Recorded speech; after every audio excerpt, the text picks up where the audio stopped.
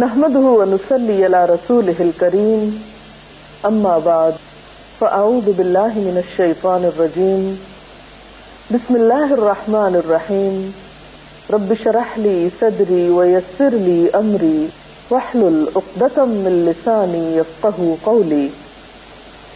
ہماری آج کی گفتگو کا موضوع ہے روزے کو نقصان پہنچانے والے امور، یعنی وہ کون سے کام ایسے ہیں، کون سی چیزیں ایسی ہیں کہ جن کے کرنے سے روزہ یا تو ٹوٹ جاتا ہے، ختم ہو جاتا ہے، یا پھر مکروہ ہو جاتا ہے۔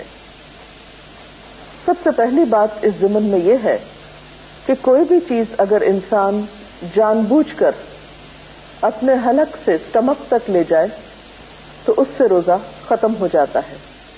اسی طرح کچھ اور چیزیں ایسی ہیں جو روزے کی خرابی کا یا روزے کے نقصان کا سبب بنتی ہیں۔ ان میں مثلا کان اور ناک میں اس طرح دوا ڈالنا کہ اس کا اثر حلق سے نیچے تک چلا جائے، یا وہ دوا کان اور ناک کے راستے سے حلق کو پار کرتی ہوئی معدے تک پہنچ جائے، یعنی ایک چیز آپ نے کھائی نہیں لیکن ناک کے راستے وہ وہی عمل کر رہی ہے جو منہ کے راستے کوئی چیز معدے میں داخل کرنے سے ہوتی ہے۔ لیکن اگر کوئی دوا حلق تک نہیں پہنچتی، یا کوئی چیز آپ کان میں ڈالتے ہیں اور وہ حلق تک نہیں جاتی یا حلق سے معدے تک نہیں جاتی تو اس میں حرج نہیں ہے۔ حضرت حسن رضی اللہ تعالیٰ عنہ فرماتے ہیں روزہ دار کے لیے ناک میں دوا ڈال لینے میں حرج نہیں اگر وہ حلق تک نہ پہنچے، یعنی بعض دوائیں تھک ہوتی ہیں یا صرف ظاہری حصے پر لگائی جاتی ہیں یا شروع کے حصے میں ہی لگائی جاتی ہیں تو اس سے روزے کو نقصان نہیں ہوتا۔ اسی طرح اگر کوئی شخص جان بوجھ کر قے کرتا ہے، مثلا حلق میں انگلی ڈال کر یا کوئی چیز ڈال کر، تو اس سے بھی روزہ ختم ہو جاتا ہے۔ حضرت ابو ہریرہ رضی اللہ تعالی عنہ سے روایت ہے کہ رسول اللہ صلی اللہ علیہ وسلم نے فرمایا جس روزہ دار کو خود بخود قے آئے اس پر قضا نہیں ہے، البتہ جو روزہ دار قصداً قے لائے یعنی جان بوجھ کر قے لائے وہ قضا روزے رکھے۔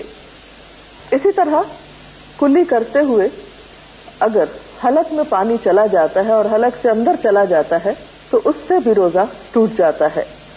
حضرت لقیط بن صبرہ سے روایت ہے کہ میں نے کہا یا رسول اللہ صلی اللہ علیہ وسلم وضو کے بارے میں مجھے کچھ بتائیے۔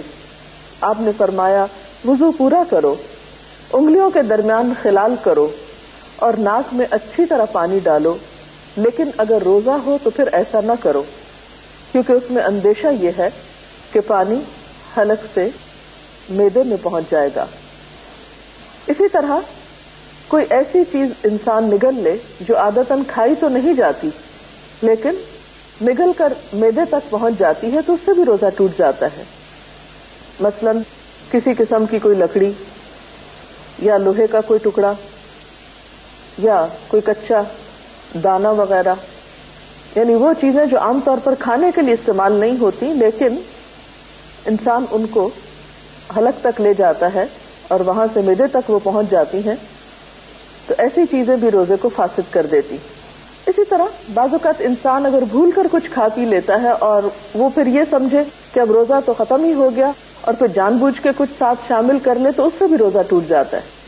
یعنی صرف بھول کر کھانے سے تو روزہ نہیں ٹوٹتا، لیکن کچھ بھول کر کھایا ہو اور کچھ اور ساتھ شامل کر لیا جائے تو اس سے روزے کا نقصان ہو جاتا ہے۔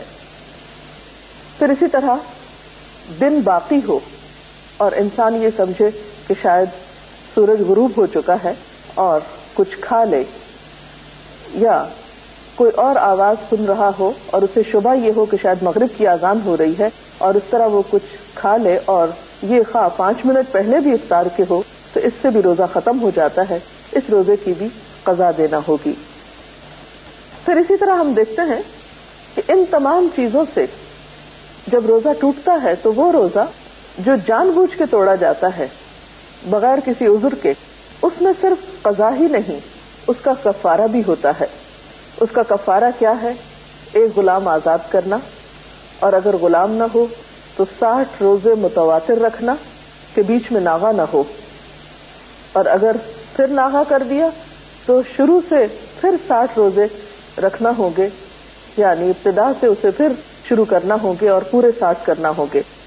اور اگر کسی شخص میں یہ استطاعت نہ ہو تو پھر 60 مسکینوں کو 2 وقت پیٹ بھر کر کھانا کھلائے، تو یہ جان بوجھ کر توڑنے والے روزے کا کفارہ ہوگا. اب کچھ چیزیں ایسی ہیں کہ ان سے روزہ ٹوٹتا تو نہیں لیکن مکروہ ضرور ہو جاتا ہے. ان میں خاص طور پر ایسے اعمال جن کا تعلق اخلاق سے ہے، مثلا جھوٹ اور غیبت. حضرت ابو ہریرہ رضی اللہ تعالی عنہ سے روایت ہے، قال قال رسول اللہ صلی اللہ علیہ وسلم من لم يدع قول الزور والعمل به فليس لله حاجة ان يدع طعامه وشرابه. حضرت ابو ہریرہ رضی اللہ تعالی عنہ سے روایت ہے کہ رسول اللہ صلی اللہ علیہ وسلم نے فرمایا، جو شخص روزہ رکھ کر جھوٹ بولنا اور اس پر عمل کرنا نہ چھوڑے تو اللہ تعالیٰ کو اس بات کی کوئی حاجت نہیں کہ وہ کھانا پینا چھوڑ دے. روزے میں لڑنا جھگڑنا، گالی دینا، خواہ وہ کسی انسان کو ہو یا کسی بے جان چیز کو، ایسی تمام چیزوں سے بھی روزہ مکروہ ہو جاتا ہے اور روزہ اپنا اجر و ثواب کھو بیٹھتا ہے.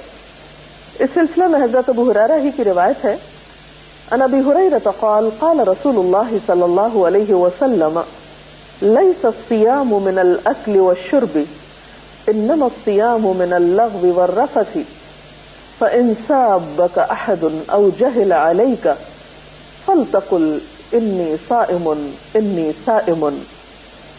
حضرت ابو ہریرہ رضی اللہ تعالی عنہ کہتے ہیں کہ رسول اللہ صلی اللہ علیہ وسلم نے فرمایا، روزہ کھانے پینے سے رکنے کا نام نہیں بلکہ بےہودہ اور فحش کاموں سے رکنے کا نام ہے.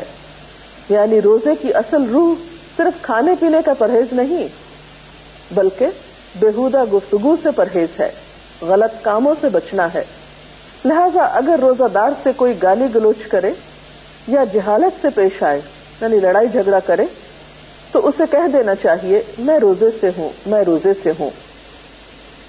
اگرچہ اس بات کا اہتمام رمضان میں بطور خاص کرنا چاہیے، لیکن عام دنوں میں بھی اہل ایمان کی صفت قرآن پاک میں جو بتائی گئی ہے وہ کیا ہے کہ وَإِذَا خَاطَبَهُمُ الْجَاهِلُونَ قَالُوا سَلَامًا، کہ جب کچھ لوگ ان سے جہالت برتتے ہیں، جاہل ان سے کلام کرتے ہیں تو وہ کہہ دیتے ہیں سلام ہو تم پر. تو اس سے پتہ چلتا ہے کہ روزے میں اصل تربیت جس چیز کی مقصود ہے وہ انسان کا اخلاق اور کردار ہے. اور جہاں تک کھانے پینے کے چھڑانے کا تعلق ہے تو اس سے بھی اصل غرض یہی ہے کہ انسان کو ایک تربیت دی جا سکے. اس کے علاوہ کچھ چیزیں ایسی ہیں کہ جن کو اگر بلا ضرورت کیا جائے تو اس سے بھی روزہ مکروہ ہوتا ہے. مثلا کوئی نمک وغیرہ چکھ کر یا کوئی بھی چیز چکھ کر تھوک دینا جبکہ اس کی کوئی خاص ضرورت نہ ہو. اس کے ساتھ ہی مناسب معلوم ہوتا ہے کہ کچھ ایسی چیزوں کا بھی ذکر کر دیا جائے کہ جن سے نہ تو روزہ ٹوٹتا ہے اور نہ ہی مکروہ ہوتا ہے، لیکن عام طور پر لوگوں کے دل میں بار بار سوال اٹھتے ہیں کہ کیا ہمارا یہ عمل درست ہے. ان میں سب سے پہلی چیز مسواک ہے. مسواک کرنے سے روزہ ٹوٹتا بھی نہیں اور مکروہ بھی نہیں ہوتا. ایک حدیث میں آتا ہے، عن عامر بن ربیعہ قال رأيت النبي صلى الله عليه وسلم يستاك وهو صائم ما لا احصي او اعد. حضرت عامر بن ربیعہ کہتے ہیں، میں نے نبی صلی اللہ علیہ وسلم کو روزے کی حالت میں اتنی مرتبہ مسواک کرتے دیکھا کہ گن نہیں سکتا. اس سے ایک اور خاص بات یہ پتہ چلتی ہے کہ روزے کی حالت میں بطور خاص اپنے منہ کی صفائی کا دھیان رکھنا چاہیے، کیونکہ روزے سے منہ میں ایک خاص بسام پیدا ہوتی ہے جو بعض اوقات دوسروں کے لیے تکلیف کا سبب ہو سکتی ہے. اسی لیے ہم دیکھتے ہیں کہ نبی صلی اللہ علیہ وسلم عام دنوں میں بھی مسواک کا بہت اہتمام کرتے، لیکن روزے میں بطور خاص. اسی طرح آنکھوں میں سرما ڈالنے سے یا سر میں تیل لگانے سے بھی روزے پہ کچھ اثر نہیں پڑتا. قال ابن مسعود اذا كان صوم احدكم فليصبح دهينا مترجلا. حضرت عبداللہ بن مسعود فرماتے ہیں کہ جب تم میں سے کوئی روزہ دار ہو تو اسے تیل کنگھی کر لینا چاہیے، یعنی اپنی حالت سنوار کر رکھنا چاہیے۔ اسی طرح خوشبو سونگھنے سے، کوئی پرفیوم وغیرہ کے سونگھنے سے یا لگانے سے روزہ نہیں ٹوٹتا۔ گرمی، پیاس اور موسم کی شدت کی وجہ سے اگر کوئی شخص بار بار نہاتا ہے یا سر پہ پانی ڈالتا ہے تو اس سے بھی روزے پر اثر نہیں پڑتا۔ حضرت ابو بکر بن عبد الرحمن کہتے ہیں کہ نبی صلی اللہ علیہ وسلم کے صحابہ میں سے کسی نے کہا کہ میں نے آپ صلی اللہ علیہ وسلم کو دیکھا کہ آپ روزے میں گرمی یا پیاس کی وجہ سے سر پہ پانی بہا رہے تھے، اور آپ جانتے ہیں کہ عرب کی گرمی جو ہے وہ ہمارے ہاں کی گرمی سے بہت شدید ہوتی ہے اور گرمیوں کے روزے کافی سخت ہوتے ہیں۔